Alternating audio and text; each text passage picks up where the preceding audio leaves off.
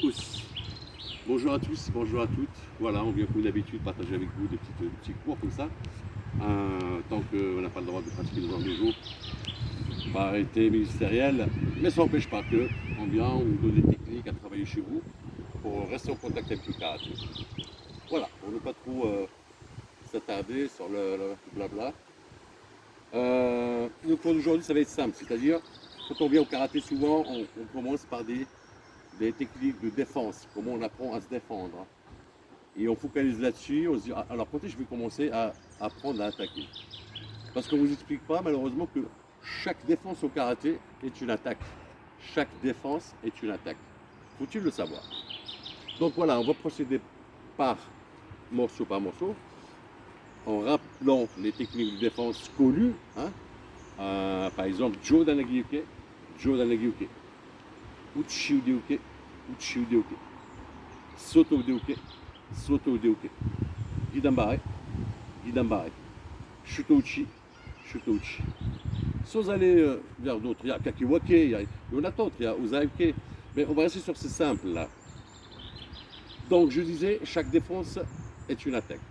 Souvent quand on fait le Gidambare, on fait Gidambare bas, et on se dit dans notre tête, on attend que l'attaque soit basse pour que je puisse faire mon Gidambare. Non, le Gidambare, il suffit de le monter, il devient Tetsui. C'est la même technique qui était basse, il devient Tetsui. Bien sûr, on sort de l'axe. Je sors Tetsui. Et la technique est la même, que ce soit comme ça, c'est une Tetsui. Voilà, on a transformé Gidambare et on attaque. On va au Judanagyuke. Judanagyuke, ça peut être protection, ça peut être protection frappe. Quand on double Judanagyuke, 1, 2, protection, rentre ici, Judan. Où j'anticipe l'attaque, je protège en frappant. Et si, point sensible, on va au Shuto. Shuto, toujours, c'est une technique de défense. Et en plus, souvent, on le fait avec Kokotsu. Dans le karaté, c'est vrai qu'on a besoin des bases pour ne pas s'y perdre. Mais personne ne m'oblige à faire souvent avant ou en arrière. Je peux faire mon Shuto et je sors de l'axe. Et ça devient une attaque. Une attaque. Le tate Shuto, c'est pareil. Le Uchi, pareil. Hein. Uchi Udeuke. Je sors de ce côté ou de ce côté, je fais mon Uchi, et il devient Orakanuchi, il devient une frappe. Donc les termes ils changent. Mais si vous remarquez, c'est la même technique. Uchi Udeuke, Uchi Udeuke. Il devient Orakanuchi. Soto, c'est pareil. Je le fais, si j'arrive à stopper au coude, vous imaginez le dégât? Mais je peux aussi bien monter là-haut. Soto. C'est un Tetsui en Soto. Vous voyez, donc chaque défense est une attaque. Et ça, il faut le travailler. Ça, c'est un travail que peut-être on ne partagera pas au dojo. Mais chez vous, vous pouvez travailler ça. Mon Gidambare, je le monte. Mon Judanagyuke, je travaille combien d'attaques, et ainsi de suite. Alors, effectivement, dans le karaté, les frappes, les techniques, ils reviennent aussitôt qu'ils sont partis. On décharge, on charge. Si on le compare à un sport quelconque, même le karaté sportif, hein, les compétitions, tout ça, c'est autre chose. Parce que l'art martial, il vise à stopper le combat net. C'est pas un sport. Donc c'est pour ça, on va chercher des points sensibles, pour ne pas dire vital. Et c'est pour ça qu'on ne fait pas la compétition d'ailleurs, parce qu'on serait mort il y a un moment. Hein.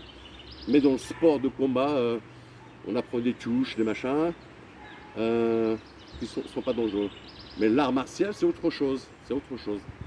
Si on prend en comparaison un boxeur, il est obligé d'employer toute sa force. C'est son sport. Il faut qu'il donne toute sa puissance. Au karaté, non. On est moins puissant dans l'attaque, mais on est plus précis sur un point bien précis. La différence, c'est les deux tailles. Je ne suis pas en train de dire que la boxe, c'est pas bien, c'est un sport.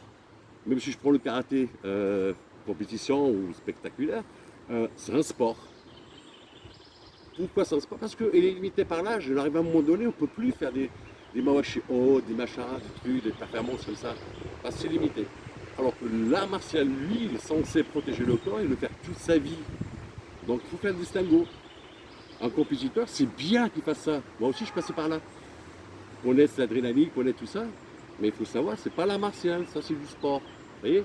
C'est très important de savoir ces choses. Je vous dis ça parce que ça se travaille dans la tête en fait.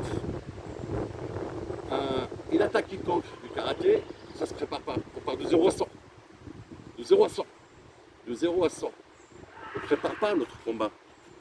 On reste d'une posture vigilante, ce qu'on appelle les enchaînes.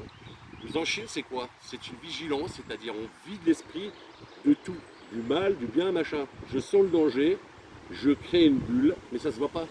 Même manière de respirer, ça ne se voit pas. Je reste ni agressif ni souriant. Par contre, ma technique, il faut qu'elle soit ciblée et il part aussi vite qu'il revient. Bam, sang. Et si je touche la gorge, l'œil, il n'y a pas besoin de puissance. Attention, je ne suis pas en train de vous dire de faire ça, mais je vous explique que l'art martial est différent d'un sport. Donc, quand vous travaillez dans ce sens-là, à l'entraînement, hein, d'accord? Je fais mon guidamba et je remonte. Mon guidamba et je remonte. Je reviens, d'accord? Très important. Ça aussi concerne les mains. Si on revient au pied, c'est pareil. Ils ont montré du coup de pied haut, Maguiri, oh, allez, Shodan, Mawashi, allez, Shodan. Tout ça c'est sympa, c'est génial. Mais vous savez que Maître Lacoché, fondateur, faisait 1m47. Hein. Donc je vois mal 1m47 se faire un Mawashi de Shodan, un high kick. C'est de la bêtise. Un Mawashi, il se fait Gedan. Il se fait à la limite, milieu, pote. Je sors de l'axe, pote. Martial, je monte les orteils, je frappe et je reviens. Par contre, on peut faire l'échauffement, l'entraînement, position, monter les pieds, tout ça, mais il faut être lucide et travailler, aller directement à l'essentiel. Un maigri, c'est le bas-ventre, point sensible. Pas besoin d'autre chose. Je m'adresse à l'esprit, point sensible. Bas-ventre. Le yoko, c'est pareil. Frappe, yoko, fais comme lui. Pas besoin d'autre chose. On peut bien sûr monter un petit chouïa. Je monte, yoko, je frappe. Mais dès que ça commence à monter là, ça devient sport. Donc vous pouvez le faire, mais jusqu'à quand?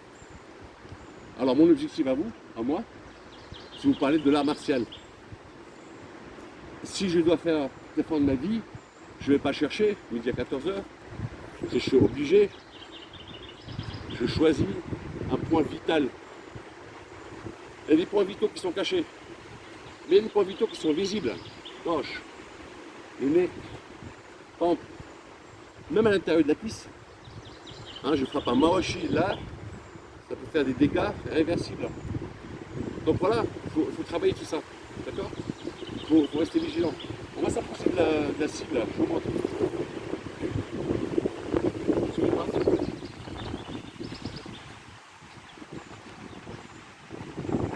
Ça, par contre, ça par exemple là, ça c'est haut ça. Pour mettre faut l'accrocher le fondateur, ça serait trop haut. C'est-à-dire c'est une bêtise. Oh là, on ne se fait pas, on fait mawashi. Joli, bien sûr, c'est joli. Ça n'existe pas en karaté. Ça a été inventé. Le seul mawashi qui existe dans le karaté, c'est dans Onsukata.